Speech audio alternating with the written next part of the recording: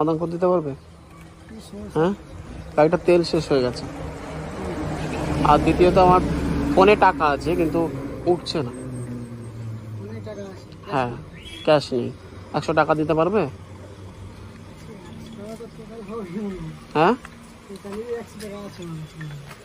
কত বেচাকেনা করেছো? 100 টাকা হবে?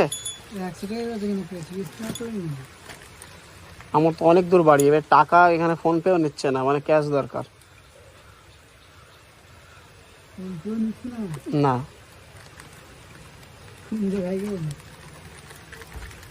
এই সমস্যা, যদি টাকা না হয় তাহলে আমি বাড়ি যাবো কিভাবে? এগুলো কি তিলের খাজা নাকি? তিলের খাজা।